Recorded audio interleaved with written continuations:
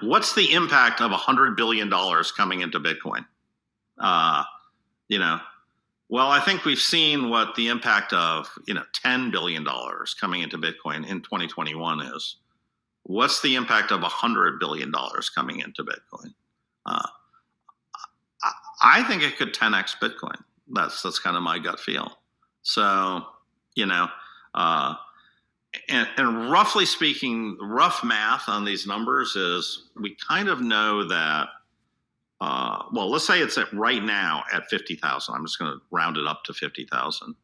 100 billion at 50,000 is 2 million Bitcoin, right? How are you going to get 2 million Bitcoin into an ETF when there's only 2 million Bitcoin trading on exchanges right now? It Michael Saylor is not selling his Bitcoin. Block One is not selling their Bitcoin. Satoshi is not selling his Bitcoin or her Bitcoin. Um, you know, Draper is not selling his Bitcoin at 50,000. So this Bitcoin, you're talking this very small supply of 2 million Bitcoin and sort of almost an equivalent demand right there in that first year. The math is just very clear. The price has to go up to match the demand. Crypto family, welcome back to the channel. Aaron from the Bitcoin Bros here.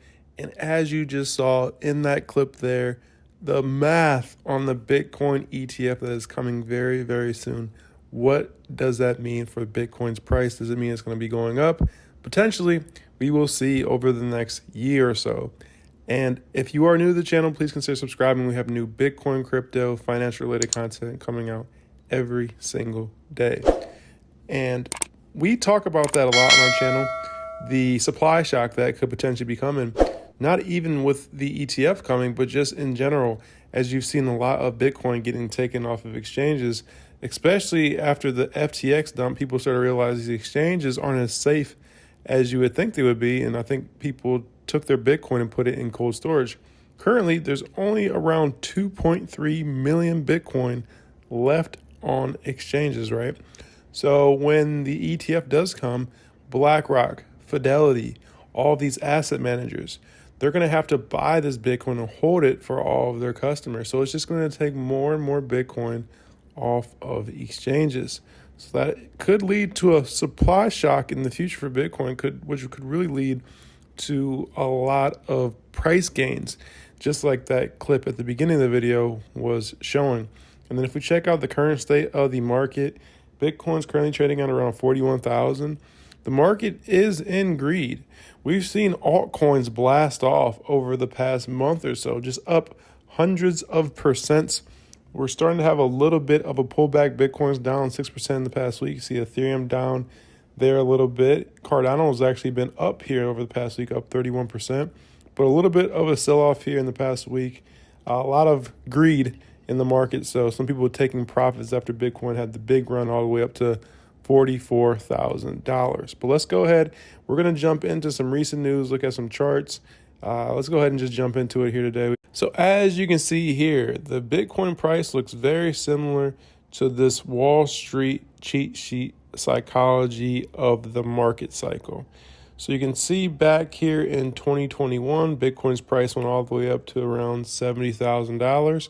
And that's basically what we saw down here in this chart. We saw the optimism, belief, I think this is hype, and euphoria.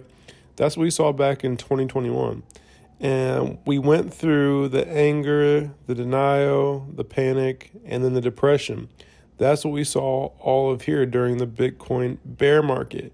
And now we're seeing disbelief. Disbelief is this part right here where the price starts to go back up and people are like, this is just a fake out. The price has been down for so long, it's not going to go up.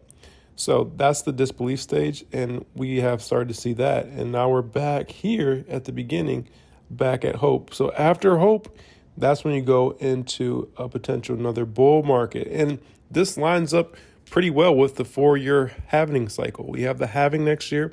Bitcoin normally peaks a year to a year and a half after the halving in terms of the top of the market. So we could see this play out over 2024 and 2025. Something to watch out for. The Bitcoin bull run does look like it is here and it is back. And then just to look at the Bitcoin 4-year cycle, you can see we only have a red down year for Bitcoin since the inception on that second year. So you can see 1, 2, 3, 4, and 4 and 1 are the biggest years, and 1 is normally where we hit the all-time high. So in terms of what this would be, 3 is going to be this year, 2023. 4 would be 2024, and then 2025 would be 1, which where we normally see that new all-time high, as we've seen over the past couple of cycles. So we could see Bitcoin peak potentially in 2025. So that is the 4-year halving cycle there. And then there was a clip that came out a couple of days ago. Jamie Dimon was testifying to Congress. Elizabeth Warren was there. And he's basically said, I don't like Bitcoin. It's used for thieves, for money launderers, and it has no beneficial factors. But JP Morgan has tripled its internal crypto team, all while its CEO bashes Bitcoin. And this is something we've seen in the past. There's a video we've shown on our channel where they talk about Jamie Dimon. He actually comes out and bashes Bitcoin, but at the same time, they're investing into Bitcoin and crypto while the prices are going down. It's basic market manipulation. So Jamie Dimon and Chase, they're scared of Bitcoin because Bitcoin is the future of finance. People are leaving the banks. They're opting out of the traditional financial system. Bitcoin is a direct competitor to the banks, and that's why he does not like it. And he's scared of it. They are very, very scared of Bitcoin because they don't know what it's going to do to their fractional reserve banking system, which is basically just corrupt, if you ask me. And this is actually really interesting, guys. This is in Turkey, Egypt, Nigeria, Argentina, Lebanon, and Pakistan. Bitcoin is hitting all-time highs in these places. So this is what Bitcoin is actually for. This is the use case for billions of people being able to hold a hard asset around the world. These people can't invest in the S&P. They can't buy American real estate. They can't hold the US dollar. You can see how their currencies have fared towards Bitcoin when they're having all this hyperinflation. So if they can opt out of their own fiat currency in their own country that just has hyperinflation, they can save in the Bitcoin standard, which actually helps them save their purchasing power versus their fiat currency. This is one of the biggest use cases for Bitcoin around the world. And I think this is one of the main reasons people really, really believe in Bitcoin, because of how it can help people. And these people in other countries, even if they live in a communist country or they live in a very oppressive regime where they don't want you investing in Bitcoin, you can still invest into the Bitcoin, have it on your iPhone, make sure you have your 12 key phrase saved in your head, and nobody can take that away from you. No government can take it away from you. No person can come take it away from you. And that's the power of Bitcoin. You have complete control. It's the first asset in history which allows you to have complete control over your own asset. If you have real estate, the government can come take that from you. If you have stocks on the Turkey stock market, they can take that away from you. But Bitcoin, nobody can take away from you. And this is one of the biggest use cases here around the world for BTC. And then I wanted to leave you guys here with this clip. This is from financial giant Cantor Fitzgerald on Bitcoin. So I'm going to go ahead and play this clip. This is all I had for today's video, so make sure to leave a like on the video if you found any value. Also, hit the subscribe button if you want to watch any of our videos in the future. And thank you for watching all the way to the end. My name is Aaron from the Bitcoin Bros. I'll see you guys in the next one. Let's go ahead and check out this clip here. But let's be very specific. Bitcoin, just Bitcoin, right? These other coins, they're not a thing. All right, they're just not a thing. They're like kind of make-believe, these other things. Maybe Ethereum is okay, but Bitcoin, so every 4 years, Bitcoin doubles the price of how much work you have to do to get a coin. And if you go look at the history of Bitcoin, every time the doubling happens, it does well. So that, and combined with the concept of an ETF in America, right? Now, Bitcoin isn't really for Americans. You know that. It's just a speculative thing. It's kind of, I call it Tesla stock.